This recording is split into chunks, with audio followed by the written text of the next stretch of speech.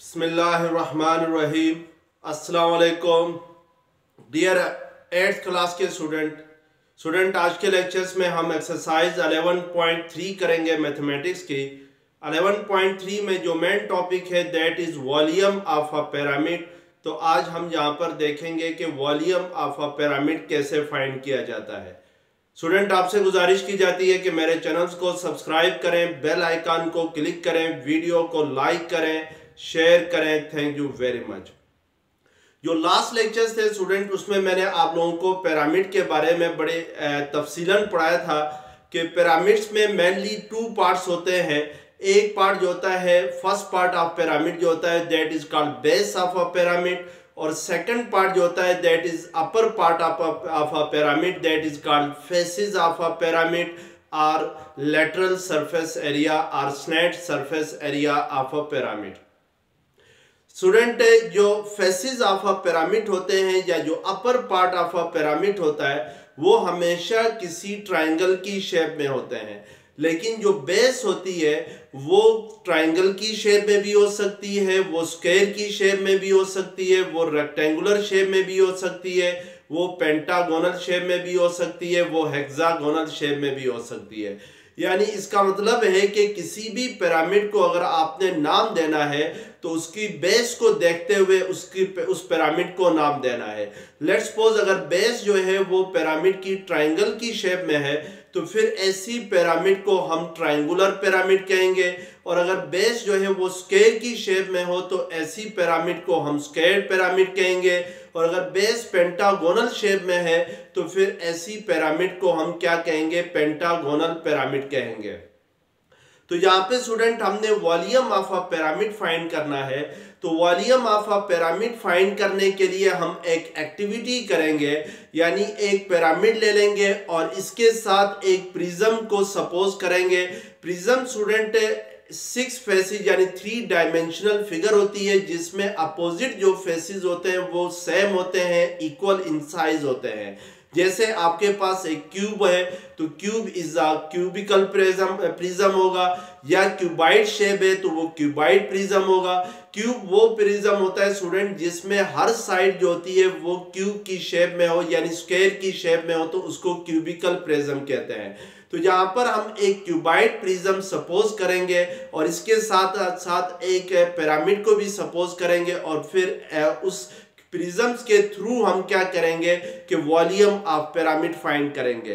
तो सबसे पहले क्योंकि जो पिरामिड होते हैं वो डिफरेंट टाइप्स के होते हैं, तो यहाँ पर सबसे पहले आप लेट अ स्क्वायर्ड पिरामिड, यानी एक स्क्वायर्ड पिरामिड लेट करें। स्क्वायर पिरामिड वो होगा जिसमें जो बेस होगी वो किस शेप में होगी, वो आपके पास स्क्वायर की शेप में होगी।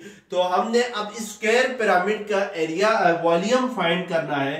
तो पहले मैं इस पिरामिड को ड्रा करता हूं। लेट्स सपोज स्क्वायर पिरामिड है तो इसकी बेस हम किस शेप में बनाएंगे, स्क्वायर की शेप में बनाएंगे।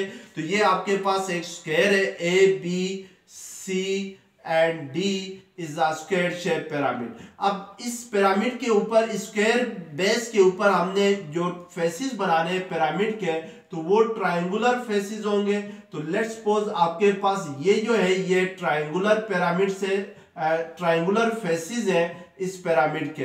अब हमने इसी पिरामिड के साथ ही एक प्रिज्म को भी लेट करना है, और उस प्रिज्म को हमने इस तरीके से लेट करना है कि उस प्रिज्म का जो बेस का एरिया है वो इस पिरामिड के बेस के एरिया के इक्वल हो जाए।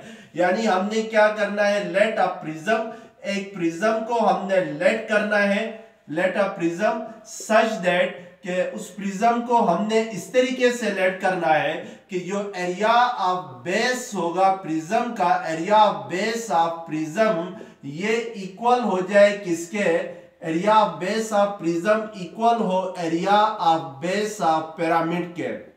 पहली बात है कि आपने उस प्रिज्म को इस तरीके से लेट करना है कि उस प्रिज्म की जो बेस का एरिया है वो पिरामिड के बेस के एरिया के इक्वल हो, और सेकंड जो हाइट ऑफ प्रिज्म है वो इक्वल होनी चाहिए, यानी हाइट ऑफ प्रिज्म इक्वल होनी चाहिए हाइट ऑफ पिरामिड के, यानी ये दो चीजें आपस में पिरामिड और प्रिज्म की क्या होनी चाहिए, इक्वल होनी चाहिए। तो आपने इस तरीके से एक प्रिज्म को लेट करना है। सपोज मैं एक प्रिज्म बनाता हूं, क्यूबाइड की शेप में एक प्रिज्म बनाता हूं, और इस प्रिज्म की ये जो बेस आपके पास है, इस बेस का जो एरिया है, यानी लेट्स सपोज प्रिज्म की जो बेस है that is A B C and D है, इसका जो एरिया है ये इस जो पिरामिड का एरिया है, बेस का एरिया, इसके इक्वल होना चाहिए।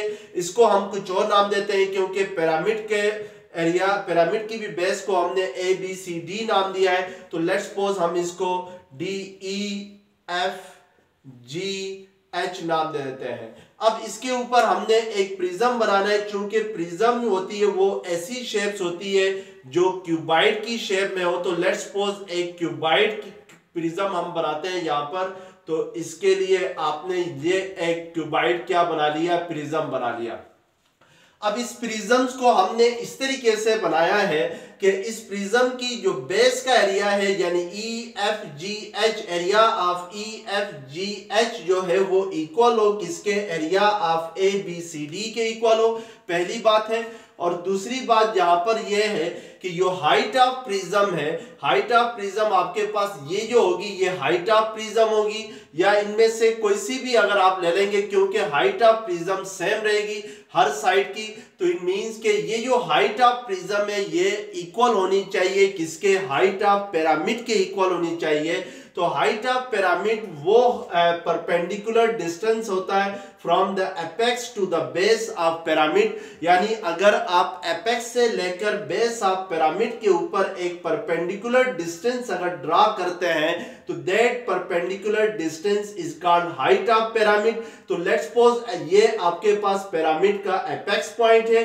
इस एपेक्स पॉइंट से मैं अगर एक परपेंडिकुलर डिस्टेंस ड्रा करूं इस बेस के ऊपर ए बी सी डी के ऊपर, तो this is called height of pyramid, या इसको हम क्या कहते थे, एल्टीट्यूड ऑफ अ पिरामिड कहते थे।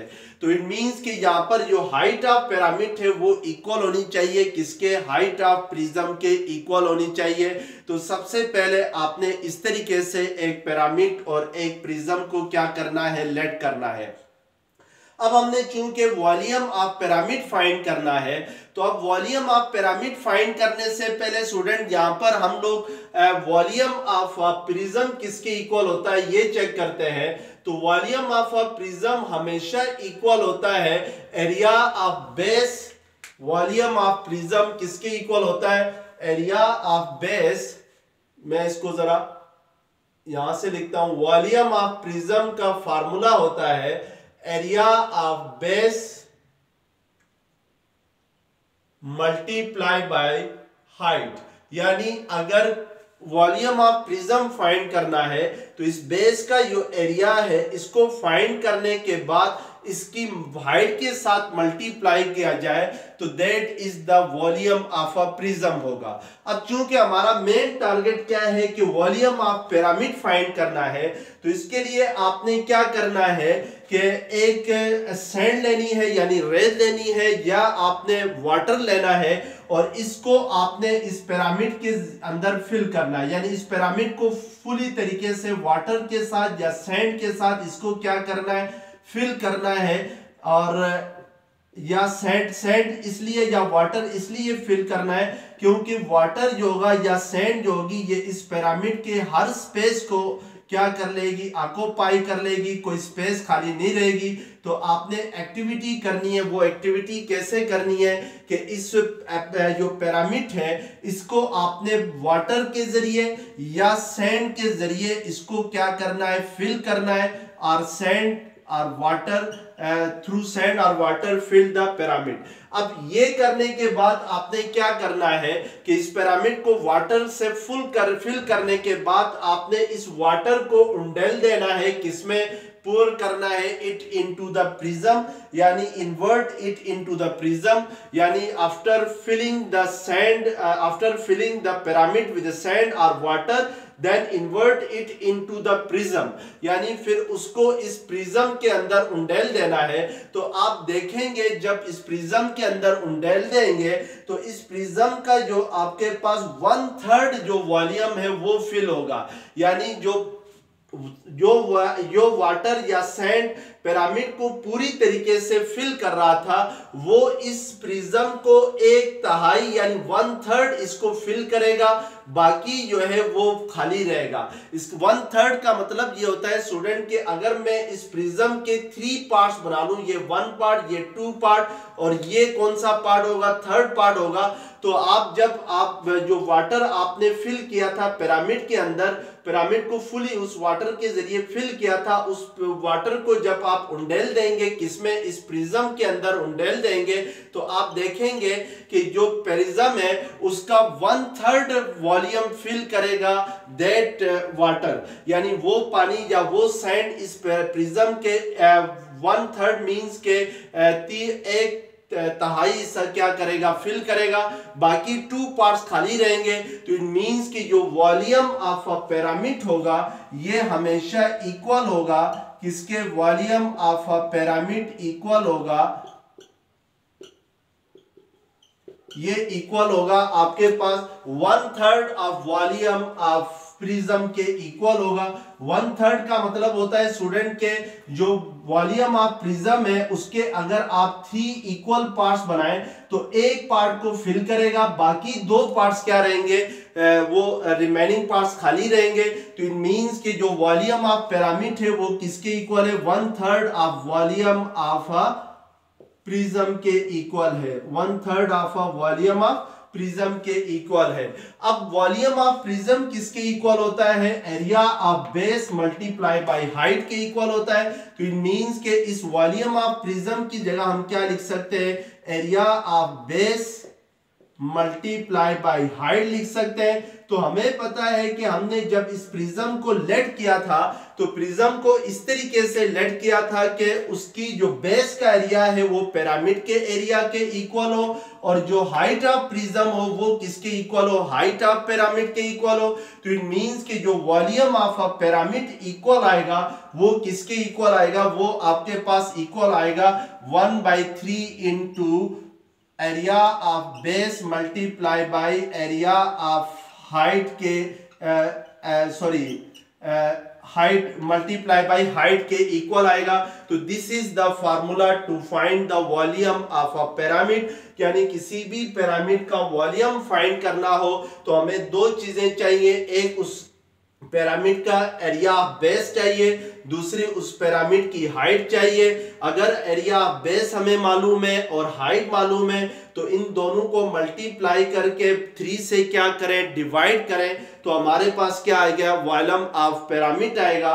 तो इस तरीके से हम लोग volume of a pyramid find करते हैं बाय यूजिंग एन एक्टिविटी या by using a prism which have a base area equal to that of base of pyramid and height is equal to the height of pyramid। तो इस तरीके से हम क्या करते हैं कि किसी भी पिरामिड का वॉल्यूम फाइंड करते हैं।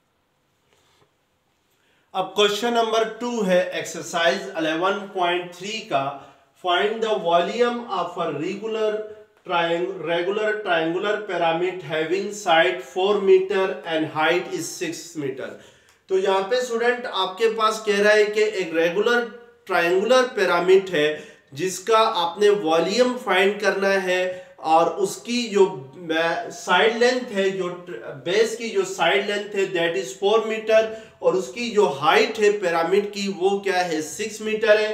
और हमें पता है कि volume of a pyramid equal होता है 1/3 into area of base multiply by height होता है। तो यहाँ पे स्टूडेंट जो बेस की साइड लेंथ है यानी जो रेगुलर ट्रायंगुलर पिरामिड है उसमें जो बेस की साइड लेंथ है यानी जो base side length of base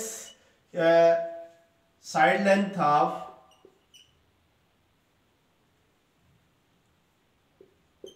length of base वो किसके इक्वल है, वो इक्वल है 4 मीटर के इक्वल है। और जो हाइट ऑफ पिरामिड है वो आपके पास क्या गिवन है, वो आपके पास है 6 मीटर है। और आपको कह रहा है कि what is volume of pyramid. अब वॉल्यूम ऑफ पिरामिड फाइंड करने के लिए हमें पहले चाहिए एरिया ऑफ बेस चाहिए। और हाइट तो हमें गिवन है, लेकिन यहाँ पर एरिया ऑफ बेस गिवन नहीं है। तो पहले वॉल्यूम ऑफ पिरामिड फाइंड करने से पहले हम क्या करेंगे कि जो बेस होगी उसका एरिया फाइंड करेंगे। और उसने कहा हुआ है कि ये रेगुलर ट्रायंगुलर पिरामिड है। तो रेगुलर ट्रायंगुलर पिरामिड वो होती है जिसमें बेस की जो साइड्स की लेंथ होती है वो हमेशा आपस में इक्वल होती है। और क्योंकि ये ट्रायंगुलर पिरामिड है तो ये इसकी बेस ट्रायंगल की शेप में होगी और उस ट्रायंगल की हर साइड्स आपस में इक्वल होगी। तो एक साइड की लेंथ हमें क्या दी गई है, 4 मीटर दी गई है। तो इट मींस कि फिर हर साइड की लेंथ क्या होगी, 4 मीटर होगी। तो लेट्स सपोज आपके पास ये एक इस तरह की पिरामिड है जिसमें आपके पास जो बेस है वो किस शेप में है, वो ट्रायंगल की शेप में है। और उसने कहा रेगुलर पिरामिड है। तो इट मींस के फर्ज करें अगर इस साइड की लेंथ जो है वो 4 मीटर है तो फिर जो BC होगी इस साइड की भी लेंथ 4 मीटर होगी और AC की भी लेंथ क्या होगी, 4 मीटर होगी। क्योंकि उसने कहा हुआ है कि ये रेगुलर ट्रायंगुलर पिरामिड है। तो रेगुलर ट्रायंगुलर पिरामिड वो होती है जिसमें बेस की जो साइड लेंथ होती है वो हमेशा इक्वल होती है। तो मैं पहले simply area of base find करूंगा। तो हमें पता है कि एरिया ऑफ बेस यहाँ पर जो बेस है वो किस शेप में, वो ट्रायंगल की शेप में है और ट्रायंगल का एरिया इक्वल होता है 1/2 बेस मल्टीप्लाई बाय हाइट के इक्वल होता है। तो अब हमने इसकी हाइट और बेस फाइंड करनी है और इसके बाद एरिया ऑफ बेस फाइंड करना है।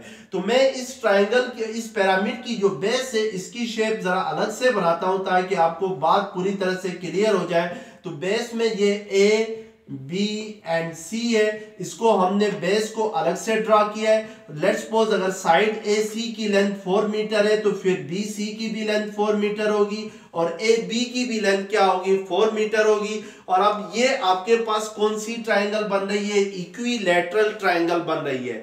अब अगर इस ट्रायंगल की हाइट फाइंड करना चाहूं तो हाइट हमने B से एक परपेंडिकुलर ड्रा करना होगा टू द साइड AC। ये जो परपेंडिकुलर साइड AC को यहाँ पर इंटरसेक्ट करता है इस पॉइंट को D का नाम दे दें।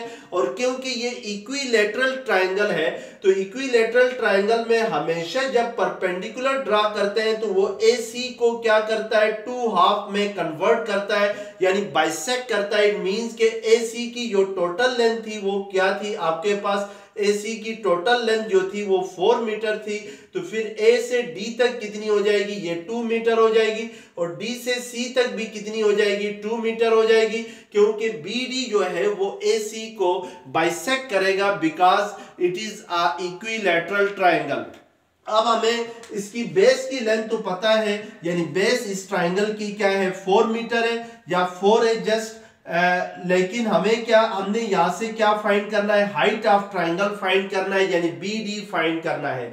BD फाइंड करने के लिए हम क्या करेंगे कि इस ट्रायंगल को अगर जरा गौर से देखें ABD को या BDC को, इस ट्रायंगल को जरा गौर से देखें तो ये आपके पास राइट एंगल ट्रायंगल बनती है ABD, सॉरी हाँ, इन ट्रायंगल ABD में ये जो D है यहाँ पर ये क्या बन रहा है, राइट एंगल बन रहा है यानी 90 डिग्री का एंगल बन रहा है। और 90 डिग्री की अपोजिट साइड क्या होती है, हाइपोटेन्यूज होती है। तो इट मींस के AB हाइपोटेन्यूज होगी और ये जो BD है ये परपेंडिकुलर होगा और ये जो AD लेंथ है ये आपके पास क्या होगी, base of this triangle, right angle triangle की बेस होगी। और हमें पता है बाय पाइथागोरस थ्योरम हाइपोटेन्यूज का स्क्वायर किसके इक्वल होता है, हाइपोटेन्यूज का स्क्वायर इक्वल होता है base square plus perpendicular square के इक्वल होता है। तो इस ट्रायंगल के अंदर हाइपोटेन्यूज किसके इक्वल है, 4। तो इट मींस कि ये 4 स्क्वायर इक्वल होगा बेस किसके इक्वल है, ये आपके पास 2 के इक्वल है। तो 2 स्क्वायर प्लस परपेंडिकुलर किसके इक्वल है, परपेंडिकुलर आपके पास यहाँ पर इक्वल है BD के। तो इट मींस कि यहाँ पे ये BD स्क्वायर आएगा। तो यहाँ से BD स्क्वायर किसके इक्वल हो जाएगा, BD स्क्वायर इक्वल हो जाएगा 4 का स्क्वायर 16, 2 स्क्वायर सेकंड साइड पे जाके माइनस होगा तो 2 का स्क्वायर क्या होता है, 4 होता है। तो 16 माइनस 4 क्या होगा, 12 होगा। अब ये BD स्क्वायर 12 आ गया है तो हमें क्या चाहिए, BD चाहिए। तो इसके लिए हम दोनों साइड से क्या लेंगे, स्क्वायर रूट लेंगे। तो स्क्वायर रूट लेने से ये अंडर रूट 12 आ जाएगा। अंडर रूट 12 को आप क्या लिख सकते हैं, 4 3 क्या होता है 12 होता है, तो 4 का स्क्वायर रूट 2 होता है, तो ये 2 इंटू अंडर रूट 3 आ जाएगा। यानी जो हाइट ऑफ ट्राइंगल ABC आ जाएगी, यानी इस ट्राइंगल की जो हाइट है that is 2 into under root 3 आ जाएगी। तो अब हम इस ट्राइंगल का एरिया फाइंड कर सकते हैं, तो वही एरिया ऑफ क्या होगा, बेस हो जाएगा। तो एरिया ऑफ बेस फाइंड करने के लिए हमने हाइट ऑफ ट्राइंगल पहले क्या कर ली, फाइंड कर ली, जिसको हमने क्या नाम दिया है, BD का नाम दिया है। अब आप एरिया ऑफ बेस फाइंड कर सकते हैं बड़ी इजीली से।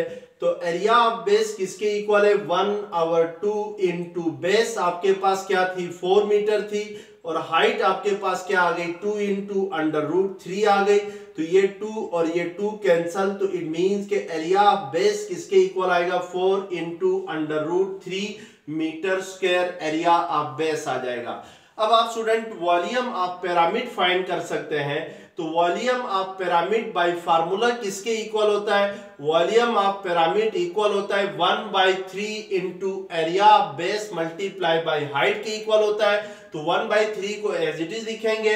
एरिया ऑफ बेस हमारे पास क्या है 4 इंटू अंडर रूट 3 है, और हाइट ऑफ पिरामिड क्या है 6 मीटर है। तो हम हाइट ऑफ पिरामिड की जगह क्या पुट करेंगे, 6 मीटर पुट करेंगे। तो अब इसको मजीद सिंप्लीफाई करेंगे, तो 3 2 6 4 2 8 8 into under root 3 meter square will be the area of volume of the pyramid होगा 8 into under root 3 meter square होगा। तो इस तरीके अंडर रूट 3 को आप फाइंड करके उसको 8 के साथ मल्टीप्लाई भी कर सकते हैं, तो वो भी बल्कि इसी तरीके से भी इसको आंसर को लिख सकते हैं। तो ये आपके पास क्या आ जाएगा, वॉल्यूम ऑफ अ पिरामिड आ जाएगा। क्वेश्चन नंबर 3 आपके सामने है, the base of a pyramid is a square, यानी एक स्क्वायर पिरामिड है। If the volume of a pyramid is 360 centimetre cube and height is 30 centimetre, what is part 1 में area of base find करना है, और पार्ट 2 आपके पास है length of base है। तो यहाँ पे स्टूडेंट आपके पास वॉल्यूम गिवन है और साथ हाइट ऑफ पिरामिड गिवन है, और आपसे कह रहा है कि एरिया ऑफ बेस क्या होगा फर्स्ट पार्ट में, और सेकंड पार्ट में आपने फाइंड करना है लेंथ ऑफ बेस किसके इक्वल होगी। तो बड़ा इजी है, हमें पता है कि वॉल्यूम ऑफ अ पिरामिड किसके इक्वल होता है 1/3 into area of base multiply by height के इक्वल होता है। तो लेफ्ट हैंड साइड पे जो वॉल्यूम ऑफ पिरामिड है वो हमारे पास यहाँ पे क्या है 360 सेंटीमीटर क्यूब है, इज इक्वल टू ये इक्वल होगा 1/3, यानी इस फार्मूले में हम पुट करेंगे एरिया ऑफ बेस जो कि हमने पार्ट 1 में फाइंड करना है, तो इसको एज इट इज लिखेंगे। और जो हाइट ऑफ पिरामिड गिवन है वो किसके इक्वल है, वो 30 सेंटीमीटर के इक्वल है। तो इस हाइट की जगह हम क्या पुट करेंगे 30 पुट करेंगे, और इस इक्वेशन को सॉल्व करेंगे तो यहां से हमारे पास एरिया ऑफ बेस आ जाएगा। तो ये 3 1 3 3 10 30 होता है, और 10 इस साइड पे आके क्या होगा 360 के साथ डिवाइड होगा, और राइट हैंड साइड पे क्या रह जाएगा एरिया ऑफ बेस रह जाएगा। तो इट मींस के एरिया ऑफ बेस किसके इक्वल आ जाएगा, ये 0 और 0 कैंसल हो जाएंगे, तो एरिया ऑफ बेस इक्वल आ जाएगा आपके पास 36 सेंटीमीटर स्क्वायर के इक्वल आएगा। ये याद रखें स्टूडेंट की जो एरिया है उसको हमेशा स्क्वायर यूनिट में मेजर किया जाता है, जो वॉल्यूम है उसको हमेशा क्यूबिकल यूनिट में मेजर किया जाता है, जैसे सेंटीमीटर क्यूब में मेजर किया जाएगा, या मीटर क्यूब में होगा, या मिलीमीटर क्यूब में होगा, जो भी यूनिट गिवन होगी उसके क्यूब में मेजर किया जाएगा वॉल्यूम को। तो आपके पास जो एरिया ऑफ बेस आ गया वो क्या आ गया 36 सेंटीमीटर स्क्वायर आ गया। और क्योंकि अब हमने पार्ट 2 में क्या फाइंड करना है, लेंथ ऑफ बेस फाइंड करनी है, तो लेंथ ऑफ बेस जो है वो इक्वल होगी, वो इस एरिया का स्क्वायर रूट लेंगे तो वो लेंथ ऑफ बेस के इक्वल होगी, क्योंकि उसने कहा हुआ है कि जो पिरामिड है वो किस शेप में है, स्क्वायर की शेप में। तो स्क्वायर में अगर एरिया गिवन हो तो उसकी साइड की लेंथ फाइंड करनी हो तो हम एरिया का स्क्वायर रूट ले लें, तो वो हमारे पास साइड लेंथ होती है। तो हमारे पास जो बेस का एरिया है वो क्या है, 36 है। अगर 36 का स्क्वायर रूट ले लें तो वो हमारे पास क्या होगा, लेंथ ऑफ बेस हो जाएगी। तो 36 को आप 6 स्क्वायर लिख सकते हैं, तो स्क्वायर और स्क्वायर रूट कैंसिल हो जाएंगे। तो इट मींस कि जो लेंथ ऑफ बेस हो जाएगी वो किसके इक्वल हो जाएगी, वो 6 सेंटीमीटर के इक्वल हो जाएगी। तो इस तरीके से हम length of base and area of base find करेंगे। क्वेश्चन नंबर 4 है, a square pyramid has a height of 7 metre. एक स्क्वायर पिरामिड है। स्क्वायर पिरामिड मींस कि उस पिरामिड की जो बेस है वो किस शेप में होगी, स्क्वायर की शेप में होगी। और उस पिरामिड की जो हाइट है वो किसके इक्वल है, 7 मीटर है। And base that measure 3 metre on each side, यानी बेस की एक साइड की जो लेंथ है वो किसके इक्वल है, 3 मीटर के इक्वल है। और आपसे क्या कह रहा है, फाइंड, पार्ट 1 में फाइंड वॉल्यूम ऑफ पिरामिड, आपने वॉल्यूम ऑफ पिरामिड फाइंड करना है। और पार्ट 2 में आपने tell whether doubling the height will double the volume of pyramid. तो पार्ट 2 में आपसे ये पूछा है क्या अगर हम हाइट को डबल करें तो उसके रिस्पेक्टिव जो वॉल्यूम ऑफ पिरामिड है वो भी डबल होगा या नहीं होगा, ये हमने यहां पर बताना है। अब स्टूडेंट हम सबसे पहले वॉल्यूम ऑफ पिरामिड फाइंड करेंगे। तो volume of a pyramid find करने के लिए फार्मूला है 1/3 into area of base multiply by height है। तो यहाँ पर सबसे पहले हम एरिया ऑफ बेस फाइंड करेंगे और उसके बाद हम क्या करेंगे, वॉल्यूम ऑफ पिरामिड फाइंड करेंगे। और चूंकि जो पिरामिड की जो बेस है वो स्क्वायर की शेप में है और जो स्क्वायर का एरिया होता है वो किसके इक्वल होता है, वो side length multiply by side length होता है। तो इट मींस के एरिया ऑफ बेस इक्वल होगा, एक साइड की जो लेंथ है वो 3 मीटर है, तो फिर एरिया ऑफ बेस किसके इक्वल होगा, 3 इंटू 3 के इक्वल होगा। यानी 3 3 क्या होता है, 9 मीटर स्क्वायर होगा, क्योंकि स्क्वायर का एरिया किसके इक्वल होता है, side length multiply by side length होता है। और स्क्वायर में हर साइड इक्वल होती है, अगर एक साइड की लेंथ 3 है तो फिर बाकी तीनों साइड्स की भी लेंथ क्या होगी, 3 ही होगी। अब हम वॉल्यूम ऑफ पिरामिड फाइंड करेंगे। तो volume of pyramid by formula आपके पास किसके इक्वल होता है, 1/3 into area of base multiply by height के इक्वल होता है। तो एरिया ऑफ बेस आपने फाइंड कर लिया है, वो क्या है, 9 है। और जो हाइट ऑफ पिरामिड जो गिवन है क्वेश्चंस में वो किसके इक्वल है, वो 7 मीटर के इक्वल है। तो इट मींस कि हम 1/3 को मल्टीप्लाई करेंगे 9 इंटू 7 के साथ, ये 3 3 9, 3 7 21, तो 21 मीटर क्यूब क्या आ जाएगा, एरिया ऑफ दिस पिरामिड आ जाएगा। अब स्टूडेंट आपने पार्ट 2 करना है, ये आपके पास पार्ट 1 हो गया। पार्ट 2 में ये करना है कि tell whether doubling the height will double the volume of pyramid. आपसे ये पूछ रहा है कि ये बताओ कि अगर हाइट को डबल किया जाए तो क्या उस पिरामिड का वॉल्यूम भी डबल हो जाएगा। तो हम चेक करते हैं हाइट को डबल करके। तो पहले हमारे पास हाइट क्या है, स्टार्टिंग में जो हाइट है, जो गिवन हाइट है वो आपके पास पिरामिड की 7 मीटर है। तो डबल ऑफ हाइट क्या होगी कि इसको हम 2 के साथ मल्टीप्लाई करेंगे, यानी किसी भी चीज का अगर आपने डबल लेना हो तो उसको 2 के साथ मल्टीप्लाई किया जाता है। तो 2 7 क्या होगा, 14 मीटर हो गए। अब हम वॉल्यूम ऑफ पिरामिड फाइंड करेंगे और फिर चेक करेंगे कि हाइट को डबल करने से क्या वॉल्यूम भी डबल होता है इस पिरामिड का। तो वॉल्यूम ऑफ पिरामिड का फार्मूला है 1/3 इंटू एरिया ऑफ बेस वही रहेगा। एरिया ऑफ बेस आपके पास क्या था, 9 था, तो 9 ही रहेगा। अब हाइट चेंज हो जाएगी, हाइट क्या हो जाएगी, डबल हो जाएगी, यानी 14 हो जाएगी। यानी 7 की जगह क्या आ जाएगा, 14 आ जाएगा। अब ये 3 3 9, 3 4 12, 1 कैरी गया, 3 1 3 प्लस 1 4, तो 42 मीटर क्यूब क्या आ जाएगा, वॉल्यूम आएगा when height will be double. यानी जब हाइट को डबल करेंगे तो वॉल्यूम किसके इक्वल आएगा, 42 मीटर क्यूब के इक्वल आएगा। अब हमने यहाँ पर ये बताना है क्या हाइट को डबल करने से वॉल्यूम भी डबल हो गया है कि नहीं हो गया।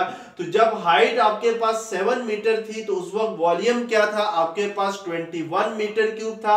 जब हाइट आपने डबल की फिर वॉल्यूम फाइंड किया तो फिर वॉल्यूम आपके पास क्या आ गया 42 मीटर क्यूब आ गया।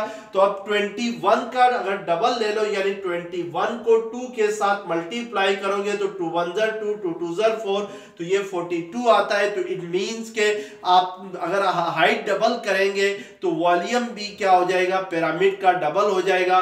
तो हम यहाँ पे आंसर में लिखेंगे yes it will be volume will be double यानी वॉल्यूम क्या हो जाएगा डबल हो जाएगा when height will becomes double यानी जब हाइट क्या हो जाएगी डबल हो जाएगी तो वॉल्यूम भी क्या हो जाएगा डबल हो जाएगा।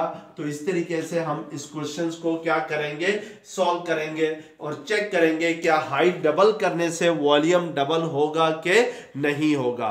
तो यहां तक देख लें स्टूडेंट, अगर ये वीडियो लेक्चर्स पसंद आ गया है तो चैनल्स को सब्सक्राइब करें, बेल आइकन को क्लिक करें, वीडियो को लाइक करें, शेयर करें। Thank you very much. अल्लाह हाफिज़। बाकी जो क्वेश्चन है वो हम नेक्स्ट लेक्चर में इंशाल्लाह करेंगे।